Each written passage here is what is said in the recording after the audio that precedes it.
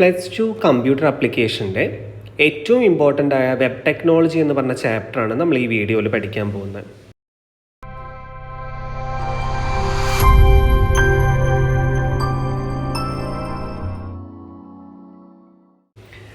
Web page എന്താണ് എന്നാണ് ആദ്യം നമ്മൾ പഠിക്കാൻ പോകുന്നത്. വെബ് പേജ് നമുക്കറിയാവുന്ന കാര്യമാണ് അല്ലെ. നമ്മളെല്ലാവരും ഡെയിലി ലൈഫിൽ നമ്മൾ ഒത്തിരി വെബ് പേജുകൾ കാണാറുണ്ട്. നമ്മൾ ഓരോ വെബ്സൈറ്റിൽ കയറിയാൽ നമ്മൾ ക്ലിക്ക് ചെയ്യുമ്പോൾ വരുന്ന ഓരോ പേജുകളാണ് ഈ വെബ് പേജ്. വെബ് പേജിലാണ് ഇൻഫോർമേഷൻസ് ഒക്കെ ഉണ്ടാവുക അല്ലേ. ഇപ്പോൾ നമുക്ക് യൂസർ നെയിമും പാസ്വേഡും ഒക്കെ വെച്ച് നമ്മൾ ലോഗിൻ ചെയ്യുന്ന ഒരു പേജ് വന്നു കഴിഞ്ഞിട്ടുണ്ടെങ്കിൽ അതെന്താണ്? അതൊരു വെബ് പേജാണ്. ഈ കാണുന്നത് ഒരു വെബ് പേജാണ്. അപ്പോൾ ഓരോ വെബ്സൈറ്റിലും നമ്മൾ കയറി ക്ലിക്ക് ചെയ്യുന്നത് എന്തിൻ്റെ ഉള്ളിൽ കയറിയിട്ടാണ് നമ്മൾ ക്ലിക്ക് ചെയ്യുന്നത്? വെബ്സൈറ്റിലെ വെബ് പേജിലാണ് നമ്മൾ അല്ലേ. അപ്പോൾ വെബ്സൈറ്റ് എന്ന് പറഞ്ഞാൽ വെബ് പേജിൻ്റെ ഒരു കളക്ഷനാണെന്ന് പറയാം. ഒന്നിൽ കൂടുതൽ വെബ് പേജുകൾ വന്നു കഴിഞ്ഞിട്ടുണ്ടെങ്കിൽ അതെന്താണ്? ഒരു വെബ്സൈറ്റായിട്ട് മാറി. മനസ്സിലായി? വെബ്സൈറ്റായിട്ട് മാറി. ഈ വെബ്സൈറ്റൊക്കെ സ്റ്റോർ ചെയ്യുന്നത് ഒരു സെർവറിലായിരിക്കും.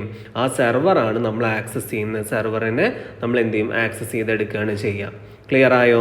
ഇപ്പോൾ നമ്മൾ www.google.com എന്ന് പറഞ്ഞ വെബ്സൈറ്റാണ് എടുക്കുന്നത് എന്നുണ്ടെങ്കിൽ അത് നമ്മുടെ ബ്രൗസറിൽ നമ്മൾ ക്ലിക്ക് ചെയ്ത് കഴിഞ്ഞാൽ നമുക്ക് ആ ഒരു വെബ്സൈറ്റിലെ വെബ് പേജിലേക്ക് നമ്മൾ എത്തും.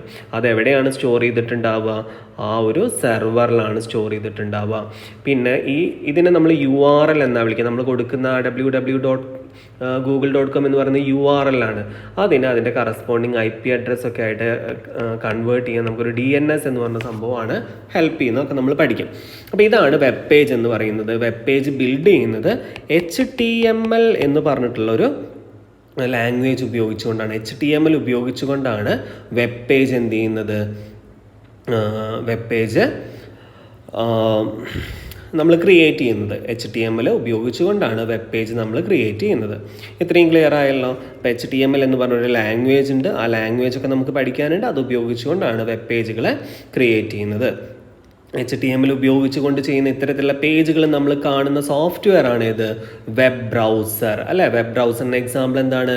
ഗൂഗിൾ ക്രോം എന്ന് പറയുന്നത് എന്താണ്? ഒരു വെബ് ബ്രൗസറാണ് അല്ലേ. അതുപോലെ സഫാരി, ഒപ്പേറ ഇങ്ങനെയുള്ളതൊക്കെ വെബ് ബ്രൗസറുകളാണ്.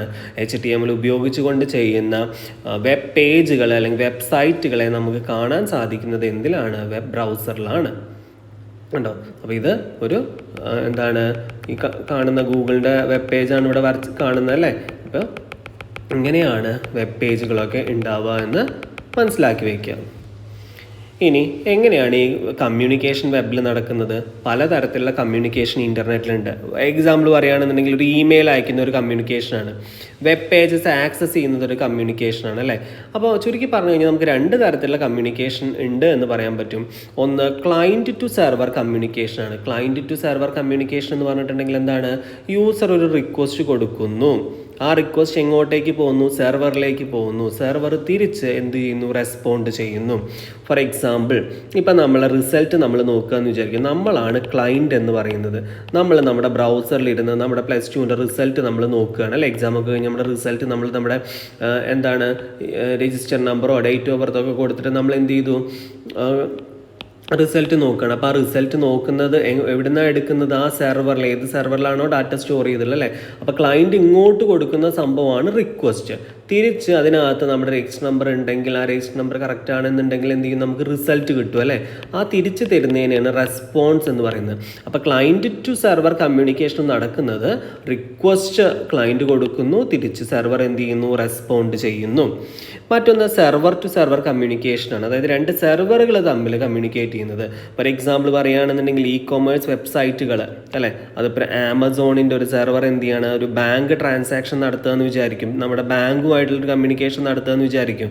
അപ്പോൾ അതെന്താണ്? രണ്ടും സെർവർ ഡാറ്റയാണ് അല്ലേ. അപ്പോൾ എന്ത് ചെയ്യാണ്? ഇങ്ങനെ എടുക്കുകയാണ്. ഇപ്പോൾ നമ്മുടെ കൺസെൻ്റൊക്കെ വാങ്ങിയിട്ട് ക്ലയൻറ്റിൻ്റെ കൺസെൻ്റൊക്കെ വാങ്ങിയിട്ടും എന്ത് ചെയ്യും?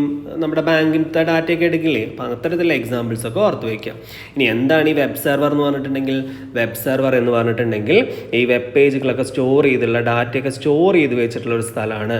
അപ്പോൾ ഇത് മെയിനായിട്ട് നമ്മൾ യൂസ് ചെയ്യുന്ന എന്തിനാണ്? വെബ് പേജുകളെ ഹോസ്റ്റ് ചെയ്യാൻ വേണ്ടി അല്ലെങ്കിൽ സ്റ്റോർ ചെയ്യാൻ വേണ്ടിയിട്ട്. മനസ്സിലായോ? അപ്പോൾ പലതരത്തിലുള്ള സർവീസസ് ഉണ്ട്. www, ഇമെയിൽ, ബ്ലോഗ് അല്ലേ.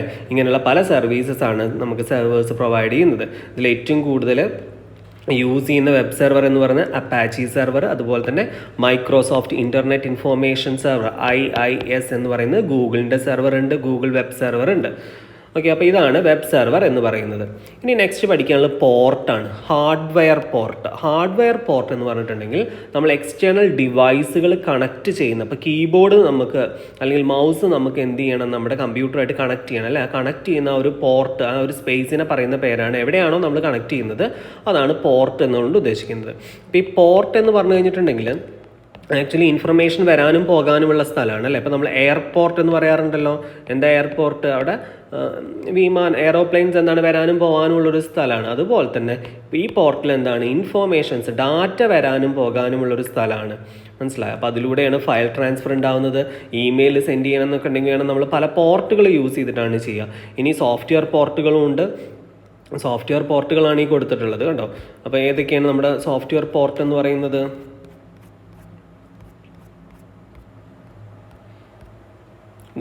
പോർട്ട് നമ്പേഴ്സ് നമ്മൾ പഠിച്ചു വെക്കണം. പോർട്ട് നമ്പേഴ്സ് എന്ന് പറഞ്ഞിട്ടുണ്ടെങ്കിൽ ഈ കൊടുത്തതാണ് പോർട്ട് നമ്പേഴ്സ്.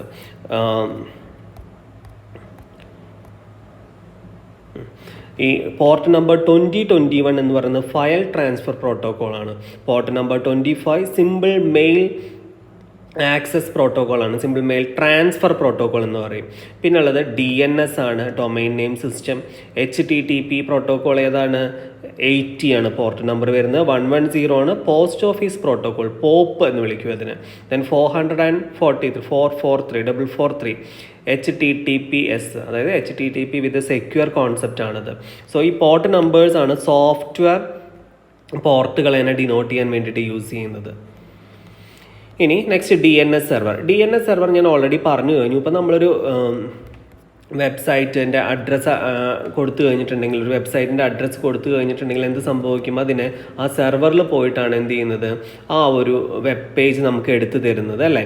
അപ്പോൾ അങ്ങനെ എടുത്തു തരുമ്പോൾ ഇപ്പോൾ നമ്മൾ ഒരു വെബ് പേജ് www.google.com എന്ന് അടിച്ചെന്ന് വിചാരിക്കൂ. അപ്പോൾ ഈ വെബ് പേജിൻ്റെ അഡ്രസ്സ് നമ്മൾ അടിച്ചു കഴിഞ്ഞിട്ടുണ്ടെങ്കിൽ നമ്മുടെ ഈ ഡൊമൈൻ നെയിം സിസ്റ്റമാണ് അതിൻ്റെ സെർവറിൻ്റെ അഡ്രസ്സിലേക്ക് കൺവേർട്ട് ചെയ്യുന്നത്. അതായത് DNS എന്ന് എന്ത് ചെയ്യും, ആ സെർവർ, ഗൂഗിളിൻ്റെ സെർവറിൻ്റെ അഡ്രസ്സ് ഉണ്ടായിരിക്കും 119.168.1.103 എന്നൊക്കെ പറഞ്ഞിട്ട്, അല്ലെങ്കിൽ അങ്ങനെ ഒരു നമ്പർ ഉണ്ടായിരിക്കും. ആ നമ്പറിൽ, ഈ നമ്പറാണ് അതിൻ്റെ IP അഡ്രസ്സ്. യുണീക്കായുള്ളൊരു അഡ്രസ്സാണ് IP address. ഇപ്പോൾ നമുക്ക് ഫിംഗർ പ്രിൻറ്റ് അല്ലെങ്കിൽ ആധാർ നമ്പർ എന്നൊക്കെ പറയുന്ന പോലെ യുണീക്കായുള്ളൊരു അഡ്രസ്സ് ഉണ്ട്.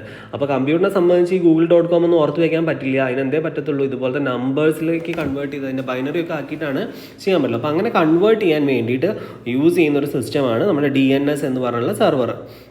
അപ്പോൾ ഇത് ചെയ്യുന്നത് ട്രാൻസ്ലേറ്റ് ചെയ്യാണ് നമ്മുടെ ഡൊമൈൻ നെയിം എന്താണ്, google.com അല്ലെ. ഈ ഡൊമൈൻ നെയിം google.com എന്ന് പറഞ്ഞിട്ടുള്ള ഡൊമൈൻ നെയിമിനെ എന്തിലേക്ക് കൺവേർട്ട് ചെയ്യും, IP അഡ്രസ്സിലേക്ക് കൺവേർട്ട് ചെയ്യും. അപ്പോൾ നമ്മൾ URL എപ്പോൾ ടൈപ്പ് ചെയ്ത് കഴിഞ്ഞാലും ബ്രൗസർ എന്ത് ചെയ്യാണ്, DNSനെ കോൺടാക്ട് ചെയ്തിട്ട് അതിൻ്റെ കറസ്പോണ്ടിങ് IP അഡ്രസ്സ് ആക്കി നോക്കുക. IP അഡ്രസ്സ് ഉണ്ടെങ്കിൽ അവിടെ പോയിട്ട് ആ ഒരു വെബ് സെർവറിലെ പേജ് എന്താണോ നമുക്ക് റിട്ടേൺ ചെയ്ത് തരും, ഇല്ലെങ്കിൽ ഒരു എറർ മെസ്സേജ് നമുക്ക് തരും. ഇതാണ് DNS ചെയ്യുന്നത്. ഇത് ഇമ്പോർട്ടൻ്റ് ആണ്, എക്സാമിന് ചോദിക്കും.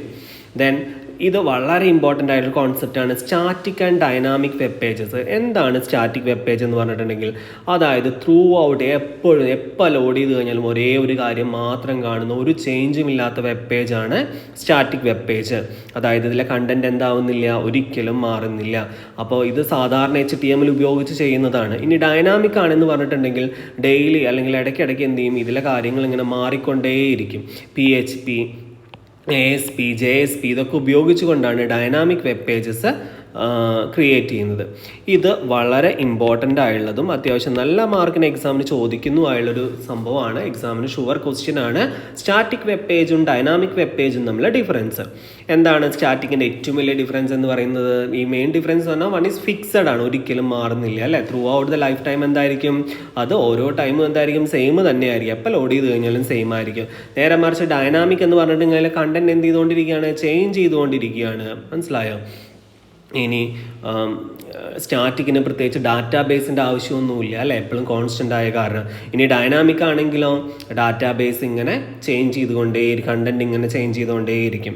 ഇനി ഇത് ബ്രൗസറിലാണ് എക്സിക്യൂട്ട് ചെയ്യുന്നത്. സ്റ്റാറ്റിക് വെബ് പേജുകൾ ബ്രൗസറിലാണ് എക്സിക്യൂട്ട് ചെയ്യുന്നത്. ഡൈനാമിക് ആണെങ്കിലോ അത് സെർവറിലാണ്. അതായത് സെർവറിൽ എക്സിക്യൂട്ട് ചെയ്ത് റിസൾട്ട് എങ്ങോട്ടേക്ക് വരികയാണ്? നമ്മുടെ സൈഡിലേക്ക്, ക്ലയൻറ്റിൻ്റെ സൈഡിലേക്ക് വരികയാണ്. അപ്പോൾ ബ്രൗസറിൽ മാത്രം വർക്ക് ചെയ്യുന്ന ആളാണ് സ്റ്റാറ്റിക്. ഡൈനാമിക് ആണെങ്കിൽ ബ്രൗസറിലാണ് എന്ത് ചെയ്യുന്നത്? റിസൾട്ട് ഡിസ്പ്ലേ ചെയ്യുക. പക്ഷേ എവിടെ പോയിട്ട് എക്സിക്യൂട്ട് ചെയ്ത് റിസൾട്ട് നമുക്ക് തരുന്നുണ്ട്? സെർവറിൽ പോയിട്ട്.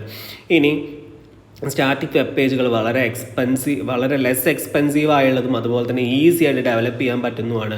ഡൈനാമിക് ആണെങ്കിൽ നേരെ തിരിച്ചും അത് ഡെവലപ്പ് ചെയ്യാൻ കുറച്ചും കൂടെ പാടാണ്. വലിയ ടെക്നോളജീസ് യൂസ് ചെയ്യണം അല്ലേ, PHP MESAP ഒക്കെ യൂസ് ചെയ്യണം. മറ്റേത് സിമ്പിൾ HTML ആയിരുന്നു സ്റ്റാറ്റിക്കിൽ. ഇനി മറ്റൊരു ഇമ്പോർട്ടൻറ്റ് ക്വസ്റ്റ്യൻ ആണ് different types of scripting language. Scripting language എന്ന് പറഞ്ഞിട്ടുണ്ടെങ്കിൽ HTML സപ്പോർട്ട് ചെയ്യുന്ന കുറച്ചും കൂടെ അഡീഷണൽ ഫീച്ചേഴ്സ് നമ്മുടെ പേജിനെ ഒന്നും കൂടെ എൻഹാൻസ് ചെയ്യിക്കാൻ വേണ്ടി, അല്ലേ, നോർമൽ ഒരു എന്താ പറയുക, നോർമൽ പേജ് അല്ലാതെ എന്തെങ്കിലുമൊക്കെ ഒന്ന് എൻഹാൻസ് ചെയ്ത് കാണിക്കാൻ വേണ്ടിയിട്ട്, അതുപോലെ തന്നെ നമ്മൾ അടിക്കുന്ന ഡാറ്റ, യൂസർ അടിക്കുന്ന ഡാറ്റ ചെക്ക് ചെയ്യാനൊക്കെ വേണ്ടിയിട്ട്, വാലിഡേറ്റ് ചെയ്യാൻ വേണ്ടി. ഫോർ എക്സാമ്പിൾ ഇപ്പോൾ മൊബൈൽ നമ്പർ എന്ന് പറഞ്ഞുള്ളൊരു കോളം ഉണ്ടെന്ന് വിചാരിക്കുക. മൊബൈൽ നമ്പറിൻ്റെ ടെക്സ്റ്റ് ബോക്സിൽ നമ്മൾ 10 ഡിജിറ്റ് അടിച്ചാലല്ലേ ആൻസർ, അല്ലെങ്കിൽ അത് വാലിഡ് ആവത്തുള്ളൂ. അത് വേണമെങ്കിൽ നമുക്ക് അവിടെ വെച്ചിട്ട് തന്നെ വാലിഡേറ്റ് ചെയ്യാൻ വേണ്ടി പറ്റും. മനസ്സിലായോ? അതിന് നമ്മൾ ജാവാ സ്ക്രിപ്റ്റോ VB സ്ക്രിപ്റ്റോ ഒക്കെ യൂസ് ചെയ്താൽ മതി. ഈ പറഞ്ഞ സ്ക്രിപ്റ്റിംഗ് ലാംഗ്വേജസ് യൂസ് ചെയ്താൽ മതി. അത് ക്ലയൻറ്റിൻ്റെ സൈഡിൽ വെച്ചിട്ട് തന്നെ സെർവറിൽ പോവാതെ നമ്മൾ എൻ്റർ ചെയ്യുന്ന സമയത്ത് തന്നെ എന്ത് ചെയ്യും? ഈ കോഡ് എഴുതി കഴിഞ്ഞിട്ടുണ്ടെങ്കിൽ, ജാവാ സ്ക്രിപ്റ്റിൻ്റെ കോഡ് എഴുതി കഴിഞ്ഞിട്ടുണ്ടെങ്കിൽ അവിടെ വെച്ചിട്ട് തന്നെ എക്സിക്യൂട്ട് ആകും. ഇനി സെർവർ സൈഡ് ആണെന്ന് പറഞ്ഞിട്ടുണ്ടെങ്കിൽ, സെർവർ സൈഡ് സ്ക്രിപ്റ്റ് എന്ന് പറഞ്ഞിട്ടുണ്ടെങ്കിൽ ഇത് പ്രോസസ്സ് ചെയ്ത ഡാറ്റ തന്നെ സെർവറിൽ എത്തിയതിന് ശേഷമാണ് എന്ത് ചെയ്യുന്നത്? ആ ഒരു പ്രോസസ്സ് ചെയ്യുന്നത് അല്ലെങ്കിൽ എക്സിക്യൂട്ട് ചെയ്യുന്നത്. എക്സാമ്പിളാണ് പേൾ, ASP, JSP, PHP എന്നൊക്കെ പറയുന്നത്. അപ്പോൾ ഒരെണ്ണം നമ്മുടെ ക്ലയൻറ്റ് സൈഡിൽ എക്സിക്യൂട്ട് ചെയ്യുന്നതാണ്, മറ്റൊന്നാണെങ്കിലോ നമ്മുടെ സെർവർ സൈഡിൽ എക്സിക്യൂട്ട് ചെയ്യുന്നതാണ്. ക്ലയൻറ്റ് സൈഡിൽ മൊബൈൽ നമ്പറൊക്കെ വാലിഡേറ്റ് ചെയ്യുന്ന മാൻഡേറ്ററി ആയിട്ടൊക്കെ നമ്മൾ സെറ്റ് ചെയ്യാറില്ലേ ഇപ്പോൾ വെബ് പേജസിൽ? ഇത് മാൻഡേറ്ററി ആണ്. മാൻഡേറ്ററി അല്ലെങ്കിൽ അടുത്തേക്ക് പോകത്തില്ല അല്ലേ? അപ്പോൾ അതൊക്കെ ക്ലയൻറ്റ് സൈഡ് സ്ക്രിപ്റ്റ്സ് ആണ്. ഇപ്പോൾ നമ്മൾ മൊബൈൽ നമ്പർ എൻ്റർ ചെയ്യാൻ വിട്ടു പോയി കഴിഞ്ഞിട്ടുണ്ടെങ്കിൽ ഫോം സബ്മിറ്റ് ആവില്ല. അതെന്താ? ക്ലയൻറ്റ് സൈഡിൽ അങ്ങനെ ചെയ്തുകൊണ്ടാണ്. സെർവർ സൈഡ് എന്ന് പറഞ്ഞാൽ ഈ ക്ലയൻറ്റിൽ നിന്ന് അക്സെപ്റ്റ് ചെയ്യുന്ന ഡാറ്റ എന്ത് ചെയ്യാണ്? സെർവറിലേക്ക് പോയിട്ട് നമുക്ക് എന്ത് ചെയ്യും? ഡോക്യുമെൻറ്റ്സ് ജനറേറ്റ് ചെയ്ത് തരികയാണ് ചെയ്യുന്നത്. ക്ലിയർ ആയോ? അപ്പോൾ സെർവർ സൈഡ് സ്ക്രിപ്റ്റ്സ് ആണ് നമ്മൾ ഡൈനാമിക് വെബ് പേജസ് ഒക്കെ ക്രിയേറ്റ് ചെയ്യാൻ വേണ്ടിയിട്ട് യൂസ് ചെയ്യുന്നത്. അപ്പോൾ ഇതിൻ്റെ ഇത് നമ്മൾ പഠിക്കണം. ഈ ഒരു ഡിഫറൻസ് നമ്മൾ പഠിക്കണം. രണ്ടും തമ്മിലുള്ള മെയിൻ ഡിഫറൻസ് എന്താണ്? ക്ലയൻറ്റ് സൈഡും സെർവർ സൈഡും തമ്മിലുള്ള മെയിൻ ഡിഫറൻസ്. ഓക്കെ, എന്തൊക്കെയാണ്? ഒന്ന്, ഈ പറഞ്ഞ പോലെ ബ്രൗസറിലാണ്. ക്ലയൻറ്റ് സൈഡ് എപ്പോഴും ബ്രൗസറിലാണ്, മറ്റേതാണെങ്കിൽ സെർവറിലാണ്. പിന്നെ ഇത് യൂസർ ഇൻപുട്ടിനെ ബേസ് ചെയ്തിട്ടാണ് ക്ലയൻറ്റ്, മറ്റേതാണെങ്കിലും ആ ഡാറ്റ പ്രോസസ്സ് ചെയ്ത് റിസൾട്ടിനെ ബേസ് ചെയ്തിട്ടാണ്. പിന്നെ സ്റ്റാറ്റിക് വെബ് പേജുകൾക്കാണ് നമുക്ക് ക്ലയൻറ്റ് സൈഡ് സ്ക്രിപ്റ്റ് മെയിനായിട്ട് ആവശ്യമുള്ളൂ. ഡൈനാമിക് ആണെന്നുണ്ടെങ്കിൽ സെർവർ സൈഡ് വേണം. പിന്നെ അതുപോലെ തന്നെ എന്താണ്? ബ്രൗസറിനെ ഡിപ്പെൻഡ് ചെയ്തിട്ടാണ്, അല്ലെ, ക്ലയൻറ്റിൻ്റെ ബ്രൗസറിനെ ഡിപ്പെൻഡ് ചെയ്തിട്ടാണ്, മറ്റേ സെർവറിനെ ഡിപ്പെൻഡ് ചെയ്തിട്ടുമാണ്. ഇനി ഈ കൊടുത്തതൊക്കെ ഓരോ സ്ക്രിപ്റ്റുകളാണ്. നമ്മൾ വെബ് പേജുകൾ എക്സിക്യൂട്ട് ചെയ്യുന്ന കുറച്ച് സ്ക്രിപ്റ്റുകൾ HTML-നോടൊപ്പം നമ്മൾ ചേർക്കുന്ന കാര്യങ്ങളാണ് ജാവാ സ്ക്രിപ്റ്റും അജാക്സ്, VB സ്ക്രിപ്റ്റ്, PHP എന്നൊക്കെ പറയുന്നത്. അല്ല, ഇത് എന്ത് ചെയ്യാണ്? നമ്മുടെ HTML-ൻ്റെ കൂടെ ഇങ്ങനൊരു ടാഗ് യൂസ് ചെയ്യും, സ്ക്രിപ്റ്റ്. ആ ടാഗിനുള്ളിലാണ് നമ്മൾ HTML-നോടൊപ്പം ഇത് യൂസ് ചെയ്യുന്നത്. എൻഹാൻസ് ചെയ്യിക്കാൻ വേണ്ടിയിട്ടാണ്, അല്ലേ, നമ്മുടെ പേജ് ഒന്നും കൂടെ നന്നാക്കി കാണിക്കാൻ വേണ്ടിയിട്ട്. അപ്പോൾ അതിന് മറ്റൊരു എക്സാമ്പിളും കൂടി ഉണ്ട്, CSS, കാസ്കേഡിങ് സ്റ്റൈൽ ഷീറ്റ്. അതും ഇമ്പോർട്ടൻ്റ് ആണ് കേട്ടോ. ഇനി ജാവാ സ്ക്രിപ്റ്റും VB സ്ക്രിപ്റ്റും എന്താണ് നമ്മുടെ കൊടുത്തിട്ടുണ്ട്. ജസ്റ്റ് ഒന്ന് നോക്കിയാൽ മാത്രം മതി. ജാവാ സ്ക്രിപ്റ്റ് എന്ന് പറഞ്ഞാൽ ഒരു ക്ലയൻറ്റ് സൈഡ് സ്ക്രിപ്റ്റിംഗ് ലാംഗ്വേജ് ആണ്. ഒരു ഇൻട്രാക്റ്റീവ് ആയുള്ള ഒരുവിധം എല്ലാ വെബ് ബ്രൗസറും സപ്പോർട്ട് ചെയ്യുന്ന ഒന്നാണ്. അത്യാവശ്യം പോപ്പുലർ ആയുള്ളതാണ്. നമ്മൾ വാലിഡേഷനൊക്കെ വേണ്ടിയിട്ട്, അതായത് ക്ലയൻറ്റ് സൈഡിൽ ഇപ്പോൾ നമ്മൾ മൊബൈൽ നമ്പർ അടിച്ചു കഴിഞ്ഞാൽ അത് 10 ഡിജിറ്റ് ഉണ്ടോ, അല്ലെങ്കിൽ എന്താണ് ഇപ്പോൾ നമ്മൾ എൻ്റർ ചെയ്തത് ക്യാപിറ്റൽ ലെറ്റർ ആണോ സ്മോൾ ലെറ്റർ ആണോ, അങ്ങനെയുള്ള കാര്യങ്ങളൊക്കെ ചെക്ക് ചെയ്യണമെന്നുണ്ടെങ്കിൽ ജാവാ സ്ക്രിപ്റ്റ് ആണ് നല്ലത്. പിന്നെ ഉള്ളത് VB സ്ക്രിപ്റ്റ് ആണ്. ഇത് മൈക്രോസോഫ്റ്റിൻ്റെ ഒരു സ്ക്രിപ്റ്റിംഗ് ലാംഗ്വേജ് ആണ്. പോപ്പുലർ ആയുള്ള ഒരു പ്രോഗ്രാമിംഗ് ലാംഗ്വേജും കൂടിയാണ് ഈ പറയുന്നത്. പിന്നെ എന്താണ് ഇത്? Unfortunately browsers other than Internet Explorer may not be able to correctly interpret. ശരിക്കും ഇത് ഏതിൻ്റെ കൂടെ സപ്പോർട്ട് ആവുക? ഇൻ്റർനെറ്റ് എക്സ്പ്ലോററിൻ്റെ കൂടെയാണ് ഇത് ശരിക്കും സപ്പോർട്ട് ചെയ്യുന്നത്. ഇനി PHP ആൻഡ് ASP, ഇതും മറ്റ് രണ്ട് എന്താണ് സ്ക്രിപ്റ്റിംഗ് ലാംഗ്വേജസ് ആണ്. ഇതൊന്നും നമുക്ക് അത്ര ഡീറ്റെയിൽ ആയിട്ടൊന്നും നോക്കേണ്ട ആവശ്യമില്ല. PHP എന്ന് പറയുന്നത് ഒരു ഓപ്പൺ സോഴ്സ് ആണ്. എന്ന് വെച്ചാൽ ഇൻ്റർനെറ്റിൽ നിന്ന് ഫ്രീ ഓഫ് കോസ്റ്റ് നമുക്ക് ഡൗൺലോഡ് ചെയ്തെടുക്കാൻ പറ്റുന്നതാണെന്ന് ആലോചിച്ച് വയ്ക്കുക. ASP ആണെങ്കിൽ മൈക്രോസോഫ്റ്റ് ആക്റ്റീവ് സെർവർ പേജ് ആണ്. ഇതൊരു സെർവർ സൈഡ് സ്ക്രിപ്റ്റിംഗ് എൻവിറോൺമെൻ്റ് ആണ് എന്ന് ഓർത്ത് വയ്ക്കുക. ഇതിൻ്റെ എക്സ്റ്റൻഷൻ വരുന്നത് .ASP ആയിരിക്കും. പിന്നെ ഇതിൽ നോക്കേണ്ടത് CSS ആണ്. CSS എന്ന് പറഞ്ഞാൽ ഒരു സ്റ്റൈൽ ഷീറ്റ് എന്നാണ് ഇതിനെ വിളിക്കുക. എന്ന് വെച്ചാൽ സ്റ്റൈൽ ഷീറ്റ് ലാംഗ്വേജ് ആണ്. നമ്മുടെ ആ ഒരു HTML ഒന്നും കൂടെ കളർഫുൾ ആക്കാൻ വേണ്ടിയിട്ട്, അല്ലെങ്കിൽ എന്താണ് ഇതിൻ്റെ ഫോണ്ടിൻ്റെ style, spaces, paragraph, margin, layout, border, colour, ഇങ്ങനെ എല്ലാം നമുക്ക് ചേഞ്ച് ചെയ്യാൻ, നമുക്ക് ഒരുപാട് എഫക്റ്റുകളൊക്കെ കൊടുക്കാൻ വേണ്ടിയിട്ട് നമുക്ക് cascading style sheet CSS use ചെയ്തുകൊണ്ട് പറ്റും. .CSS എന്ന് വെച്ചിട്ടാണ് ഇത് സേവ് ചെയ്യുകയും ചെയ്യുന്നത്. അപ്പോൾ CSS ഉണ്ടെന്നുണ്ടെങ്കിൽ നമുക്ക് വെബ് പേജസ് പല ഡിവൈസസിലും അതിൻ്റെ ആക്ച്വൽ സൈസിൽ നമുക്ക് കിട്ടും. അപ്പോൾ നമ്മുടെ സിസ്റ്റത്തിൽ കാണുന്ന പോലെ ആയിരിക്കില്ല എന്തിൽ കാണാം, മൊബൈൽ ഡിവൈസസിലൊക്കെ കാണുക. അപ്പോൾ അതൊക്കെ കറക്റ്റ് ആക്കാൻ ഏറ്റവും നല്ലത് അതാണ്. പിന്നെ ഉള്ളത് HTML ആണ്, അറിയാലോ. HTML എന്ന് പറയുന്നത് എന്താണ്, വെബ് പേജ് ക്രിയേറ്റ് ചെയ്യാൻ യൂസ് ചെയ്യുന്നൊരു ലാംഗ്വേജ് ആണ് HTML. HTML നമ്മൾ ടാഗ് യൂസ് ചെയ്തിട്ടാണ് ചെയ്യുക. ടാഗ് എന്ന് പറഞ്ഞാൽ ഇതിലാണ് എഴുതുന്നത്. ഇതിനെന്താ വിളിക്കുക, ആംഗിൾ ബ്രാക്കറ്റ് എന്ന് വിളിക്കും, ആംഗിൾ ബ്രാക്കറ്റ്. പിന്നെ അത് ക്ലോസ് ചെയ്യാൻ വേണം, ഈ ടാഗ് എന്ത് ചെയ്യണം, നമ്മൾ സ്ലാഷ് ഇട്ടിട്ട് ക്ലോസ് ചെയ്യാൻ വേണം. ക്ലിയർ ആയോ? ഇനി empty ടാഗ് എന്ന് പറഞ്ഞിട്ടുണ്ടെങ്കിൽ ഓപ്പണിംഗ് മാത്രമുള്ള ടാഗാണ്, അതിന് ക്ലോസിംഗ് ഉണ്ടാവില്ല. കണ്ടെയ്നർ ടാഗ് ആണെന്ന് പറഞ്ഞിട്ടുണ്ടെങ്കിൽ അതിന് ഓപ്പണിംഗും ഉണ്ടായിരിക്കും, പിന്നെ എന്തുണ്ടായിരിക്കും, ക്ലോസിംഗും ഉണ്ടായിരിക്കും. ആട്രിബ്യൂട്ട് എന്ന് പറഞ്ഞാൽ നമ്മൾ ഈ ടാഗിനോട് കൂടെ എഴുതുന്ന അഡീഷണൽ ആയുള്ള ഇൻഫർമേഷനാണ്. ഇനി എങ്ങനെയാണ് ഒരു സ്ട്രക്ചർ, HTML സ്ട്രക്ചർ വരുന്നതെന്ന് നോക്കാം. HTML സ്ട്രക്ചർ എന്ന് പറഞ്ഞു കഴിഞ്ഞിട്ടുണ്ടെങ്കിൽ ഏറ്റവും ആദ്യം HTML എന്ന് പറഞ്ഞ ടാഗ് എഴുതണം, പിന്നെ എന്ത് ചെയ്യണം, അത് ക്ലോസ് ചെയ്യണം എൻഡിൽ. പിന്നെ ഹെഡ് എന്ന് പറഞ്ഞ ടാഗ്, ഹെഡ് ക്ലോസ് ചെയ്യണം. ഹെഡിൽ എന്തൊക്കെ വേണമെങ്കിൽ നമുക്ക് ഹെഡിൻ്റെ സെക്ഷൻസ് ഒക്കെ നമുക്ക് അവിടെ കൊടുക്കാം. അതിന് ശേഷമാണ് ബോഡി വരുന്നത്. കണ്ടോ, ഈ ബോഡിയിലാണ് നമ്മൾ എഴുതുന്ന കാര്യങ്ങളൊക്കെ നമ്മുടെ എന്താ പറയുക, വിൻഡോയിൽ ഡിസ്പ്ലേ ആവുക, ബ്രൗസറിൻ്റെ വിൻഡോയിൽ ഡിസ്പ്ലേ ആവുന്ന ബോഡിയിലുള്ളതാണ്. ഇനി HTML ഹെഡിലൊക്കെ എഴുതുന്ന കാര്യങ്ങൾ ആ ബ്രൗസറിൻ്റെ ടോപ്പിൽ, ആ ടൈറ്റിൽ എന്നൊക്കെ പറഞ്ഞ ഒരു ഏരിയ ഉണ്ടല്ലോ, ഈ ഒരു ഏരിയ അവിടെയായിരിക്കും കാണുന്നത്. ഇനി ഇതാണ് നമ്മൾ മെയിനായിട്ട് പഠിക്കേണ്ട മറ്റൊരു കാര്യം, HTML ടാഗുകൾ എന്തൊക്കെയാണ്. മെയിൻ ടാഗ് ഏതാണ്, HTML-ഉം /HTML-ഉം അല്ലേ. HTML എന്തിനു വേണ്ടിയിട്ടാണ്, ഇതൊരു HTML ഡോക്യുമെൻ്റ് ആണ് എന്ന് ഐഡൻറ്റിഫൈ ചെയ്യാൻ വേണ്ടിയിട്ട്. അതിൻ്റെ കൂടെ വേണമെങ്കിൽ നമുക്ക് ലാങ് എന്ന് പറഞ്ഞ ആട്രിബ്യൂട്ട് ഉപയോഗിക്കാം, അതായത് ഈ വെബ് പേജിൽ ഏത് ലാംഗ്വേജ് ആണ് നമ്മൾ യൂസ് ചെയ്തിട്ടുള്ളതെന്ന് അറിയാൻ വേണ്ടിയിട്ട്. പിന്നെ DIR ഉണ്ട്, അത് ഡയറക്ടറി ആണ്, അല്ലെങ്കിൽ ഡയറക്ഷൻ ആണ്. അതായത് ടെക്സ്റ്റ് ഡിസ്പ്ലേ ചെയ്യുന്നത് ലെഫ്റ്റ് ടു റൈറ്റ് ആണോ, റൈറ്റ് ടു ലെഫ്റ്റ് ആണോ, അങ്ങനെയുള്ളത്. എന്താ സാധാരണ ഡിസ്പ്ലേ ലെഫ്റ്റ് ടു റൈറ്റ് അല്ലേ. ഇനി തിരിച്ച് മാറ്റണമെന്നുണ്ടെങ്കിൽ എന്ത് കൊടുക്കുക, ലെഫ്റ്റ് ടു റൈറ്റ് അല്ലെങ്കിൽ റൈറ്റ് ടു ലെഫ്റ്റ്, ഏതാ വേണ്ടതെന്ന് വെച്ചാൽ അത് കൊടുക്കുക. LTR-ഉം RTL, DIR is equal to LTR എന്ന് ഡബിൾ കോഡ്സിൽ കൊടുത്താൽ മതി. ക്ലിയർ ആയോ? DIR ഈസ് ഈക്വൽ HTML-ൻ്റെ കൂടെ കേട്ടോ, HTML എന്ന് പറഞ്ഞ ടാഗിൻ്റെ കൂടെ DIR is equal to LTR എന്ന് കൊടുത്താൽ ലെഫ്റ്റ് ടു റൈറ്റ് ആയിട്ട് മാറും. ഇനി ഹെഡ് എന്തിനു വേണ്ടിയിട്ടാണ്, നമ്മുടെ HTML ഡോക്യുമെൻറ്റിൻ്റെ ഹെഡ് സെക്ഷൻ ഡിഫൈൻ ചെയ്യാൻ വേണ്ടി. ടൈറ്റിൽ അറിയാലോ, ടൈറ്റിൽ ഡിഫൈൻ ചെയ്യാൻ വേണ്ടിയിട്ടല്ലേ. ഇത് ടൈറ്റിൽ എപ്പോഴും നമ്മൾ ഹെഡിനകത്താണ് എഴുതേണ്ടത്. പിന്നെ ബോഡി എന്ന് പറഞ്ഞതുണ്ട്, ബോഡി സെക്ഷനാണ്. ഇതിനകത്ത് നമുക്ക് വേണമെങ്കിൽ BG colour, background colour set ചെയ്യാൻ പറ്റും അല്ലേ. ഈക്വൽ ടു എന്ന് പറഞ്ഞാൽ ഡബിൾ കോഡ്സിൽ കളർ കൊടുത്താൽ മതി. ഒന്നുകിൽ ഡബിൾ കോഡ്സിൽ ബ്ലാക്ക് എന്ന് കൊടുക്കാം, അല്ലെങ്കിൽ അതിൻ്റെ ഹെക്സാ കോഡ് അറിയുമെങ്കിൽ ആ കോഡ് കൊടുത്തു കഴിഞ്ഞാൽ നമുക്ക് ആ കളർ കിട്ടും. പിന്നെ ബാക്ക്ഗ്രൗണ്ട് എന്ന് പറഞ്ഞിട്ടുണ്ട് ഒരു ആട്രിബ്യൂട്ട് ഉണ്ട്. ഇതെന്തിനു വേണ്ടിയിട്ടാണ്, നമുക്ക് എന്തെങ്കിലും ഒരു ഇമേജ് സെറ്റ് ചെയ്യണമെങ്കിൽ, പിന്നെ എന്തെങ്കിലും ഒരു ടെക്സ്റ്റ് കൊടുക്കണമെന്നുണ്ടെങ്കിൽ it specify the colour of text displayed on, അതായത് നമ്മുടെ ഇതിനകത്ത് ടൈപ്പ് ചെയ്യുന്ന ടെക്സ്റ്റുകളുടെ കളർ സെറ്റ് ചെയ്യണമെന്നുണ്ടെങ്കിൽ എല്ലാറ്റിൻ്റെയും കളർ ബ്ലാക്ക് വേണ്ട, മറ്റൊരു കളറാണ് വേണ്ടതെന്നുണ്ടെങ്കിൽ ടെക്സ്റ്റ് ഈസ് ഈക്വൽ ടു എന്ന് പറഞ്ഞിട്ട് ആ കളർ കൊടുത്താൽ മതി. ഡിഫാൾട്ടായിട്ട് ബ്ലാക്ക് ആണ് വരിക. പിന്നെയുള്ള ലിങ്ക് ആണ്, അതായത് അൺവിസിറ്റഡ് ആയുള്ള ലിങ്കുകളുടെ കളർ സെറ്റ് ചെയ്യാൻ വേണ്ടിയിട്ടാണ് ലിങ്ക് ആട്രിബ്യൂട്ട് ഉള്ളത്. ലിങ്ക് ഉണ്ട്, ലിങ്ക് എന്ന് പറഞ്ഞാൽ ആക്റ്റീവ് ലിങ്ക് ആണ്, അതിൻ്റെ ഡിഫാൾട്ട് കളർ ഗ്രീൻ ആണ് വരിക. പിന്നെ ലിങ്ക് ഉണ്ട്, അതെന്ന് പറഞ്ഞാൽ നമ്മൾ വിസിറ്റഡ് ആയുള്ള ലിങ്ക് ആണ്. ഓക്കെ, അപ്പോൾ അതിൻ്റെ ഡിഫാൾട്ട് കളർ വരിക എന്താണ്, പർപ്പിളാണ്. പിന്നെ നമുക്ക് ഹെഡിങ് ടാഗുകൾ വരുന്നത് ഇത്രയാണ്, H1 മുതൽ H6. H1 ആണ് ഏറ്റവും വലിയ ഹെഡിങ് വരുന്നത്, H2 ആകുമ്പോൾ അതിനേക്കാൾ ചെറുതായിരിക്കും, H6 ആകുമ്പോൾ ഏറ്റവും ചെറുതായിരിക്കും. പല സൈസിലുള്ള ഹെഡിങ് ആണ് ഈ കൊടുത്തിട്ടുള്ളത്. അതിൻ്റെ ആട്രിബ്യൂട്ട്സ് ആണ് ലെഫ്റ്റും റൈറ്റും. ഹെഡിങ് എവിടെയാണ് അലൈൻ ചെയ്യേണ്ടത്, ലെഫ്റ്റിൽ മാർജിനോട് ചേർന്ന് വേണോ, റൈറ്റ് മാർജിനോട് കൂടി വേണോ, അതോ സെൻറ്ററിൽ വേണോ. പിന്നെ പാരഗ്രാഫിന് നമ്മൾ യൂസ് ചെയ്യുന്നത് P എന്ന് പറഞ്ഞ ടാഗാണ്. അതിന് അലൈൻ എന്ന് പറഞ്ഞ ആട്രിബ്യൂട്ടാണ് നമ്മൾ യൂസ് ചെയ്യുന്നത്, അലൈൻ ടാഗ്. അതെന്തിനു വേണ്ടിയിട്ട്, അലൈൻമെൻറ്റ് സെറ്റ് ചെയ്യാൻ വേണ്ടിയിട്ടാണ്.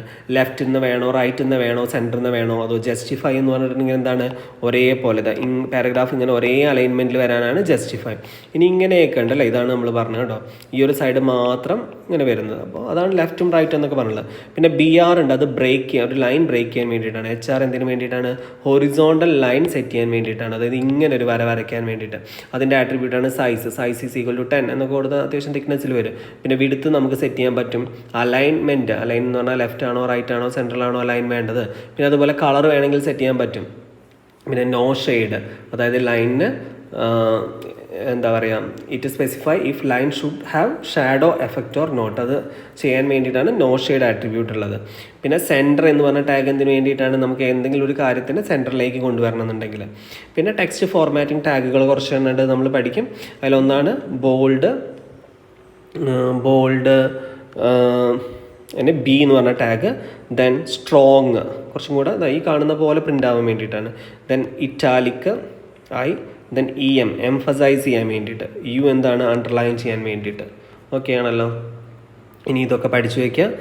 സ്മോൾ ആക്കാൻ വേണ്ടിയിട്ട് S, then strike or slash strike, ഇതുപോലെ പ്രിൻ്റ് ആവാൻ വേണ്ടിയിട്ട്. പിന്നെ ബിഗ് എന്ന് പറഞ്ഞ ടാഗ് ഉണ്ട്, അതെന്താ നമുക്ക് ടെക്സ്റ്റിനെ ഒന്ന് വലുതാക്കി കാണിക്കാൻ വേണ്ടിയിട്ടാണ്. അതുപോലെ സ്മോള്. പിന്നെ സബ്സ്ക്രിപ്റ്റും സൂപ്പർ സ്ക്രിപ്റ്റും. സബ്സ്ക്രിപ്റ്റ് എന്ന് പറഞ്ഞിട്ടുണ്ടെങ്കിൽ ഇപ്പോൾ നമുക്ക് H2O എന്ന് പറഞ്ഞാൽ അത് സബ്സ്ക്രിപ്റ്റ് ആണ്. അപ്പോൾ H എന്ന് എഴുതി സബ് എന്ന് കൊടുത്ത് 2 എന്ന് കൊടുത്ത് ഈ സബ് അങ്ങ് ക്ലോസ് ചെയ്താൽ മതി. SUB എന്ന് പറഞ്ഞിട്ട് അതങ്ങ് ക്ലോസ് ചെയ്താൽ മതി. ക്ലിയർ ആയോ? അപ്പോൾ H2 എന്ന് വരും, പിന്നെ O എഴുതിയാൽ മതി. അതുപോലെ തന്നെയാണ് സൂപ്പർ സ്ക്രിപ്റ്റ് വരുന്നത്. സൂപ്പർ സ്ക്രിപ്റ്റ് പറഞ്ഞാൽ അപ്പോൾ A² എന്ന് എഴുതണമെങ്കിൽ A എന്ന് എഴുതാം, SUP സൂപ്പർ എന്ന് എഴുതാം, 2 എന്ന് എഴുതാം, /SUP എന്ന് എഴുതാം, അപ്പോൾ A² എന്ന് വരും. ദെൻ കോഡ്സ് കൊടുക്കണമെങ്കിൽ Q. പിന്നെ നമുക്ക് ഒരു പ്രീ ഫോർമാറ്റഡ് ടെക്സ്റ്റ് ആണെന്നുണ്ടെങ്കിൽ നമ്മൾ കൊടുത്തതുപോലെ വരണമെന്നുണ്ടെങ്കിൽ PRE കൊടുത്താൽ മതി. പിന്നെ അഡ്രസ്സുകൾക്ക് അഡ്രസ്സ് എന്ന് പറഞ്ഞ ടാഗ് ഉണ്ട്. ഈ മാർക്ക് യു എന്ന് പറഞ്ഞ ടാഗ് നമുക്കൊരു സ്ക്രോൾ ടെക്സ്റ്റ്, അതായത് ഫ്ലാഷ് ന്യൂസ് ഒക്കെ പോലെ വരാൻ വേണ്ടിയിട്ടാണ്.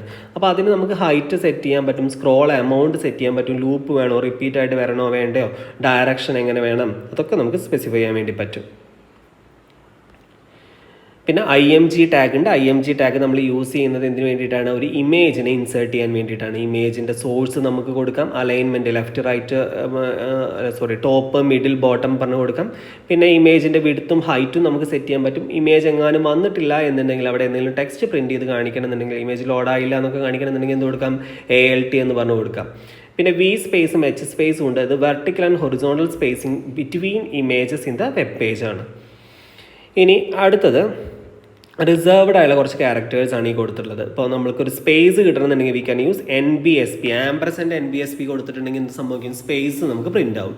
ദെൻ &QUOT, ഈ സിമ്പിളാണ് ആംപ്രസെൻ്റ്, ആൻഡിൻ്റെ സിമ്പിൾ കേട്ടോ. അത് ഡബിൾ കൊട്ടേഷൻ മാർക്ക് വരാൻ വേണ്ടിയിട്ടാണ്. ഇനി സിംഗിൾ കൊട്ടേഷൻ ആണെങ്കിൽ &APOS. ഇനി ആംപ്രസെൻ്റ് വരണമെന്നുണ്ടെങ്കിൽ ആംപ്രസെൻ്റ് ഇട്ടിട്ട് AMP. ലെസ് ദാൻ സിമ്പിൾ വരണമെങ്കിൽ &LT. അതുപോലെ തന്നെ &GT ഗ്രേറ്റർ ദാൻ വരാൻ വേണ്ടിയിട്ട്. കോപ്പി റൈറ്റിൻ്റെ സിമ്പിൾ വരാൻ ആംപ്രസെൻ്റ് എന്താണ്, കോപ്പി. പിന്നെ രജിസ്റ്റേർഡ് സിമ്പിൾ വരാൻ &REG അല്ലേ. ദെൻ ട്രേഡ് മാർക്കിൻ്റെ സിമ്പിൾ വരാൻ &TRADE. ഓക്കെ. ഇനി നെക്സ്റ്റ് കുറച്ച് സിമ്പിൾ പേജസ് ആണ് ഡിഫറെൻറ്റ് ടാഗ്സ് യൂസ് ചെയ്തിട്ടുള്ളത്. ഇപ്പോൾ ഇവിടെ നോക്കിയാൽ നമ്മൾ ഫസ്റ്റ് HTML ടാഗ് എഴുതി, പിന്നെ ഹെഡ് എഴുതി, ഹെഡ് ഇവിടെ വന്നിട്ട് നമ്മൾ ക്ലോസ് ചെയ്ത് ഹെഡിൻ്റെ ഉള്ളിൽ നമ്മൾ ടൈറ്റിൽ എഴുതിയിട്ടുണ്ട്. എന്താ എഴുതിയുള്ള sample page using different tags. പിന്നെ ബോഡി എന്ന് പറഞ്ഞിട്ട് ബാക്ക്ഗ്രൗണ്ട് നമ്മളൊരു ഫ്രെയിം .jpg എന്ന് പറഞ്ഞൊരു ഇമേജ് സെറ്റ് ചെയ്തിട്ടുണ്ട്.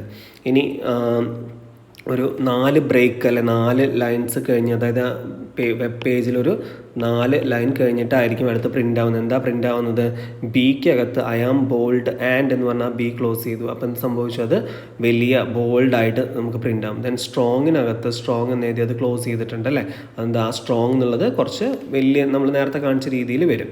സോ നമ്മൾ ബേസിക് ടാഗുകളൊക്കെ ഉപയോഗിച്ചിട്ടുള്ളൊരു വെബ് പേജാണ് ഇവിടെ കൊടുത്തിട്ടുള്ളത്. ജസ്റ്റ് ഒന്ന് നോക്കുക ഇതിൻ്റെ സ്ട്രക്ചർ എങ്ങനെ വരുന്നു എന്നുള്ളത്.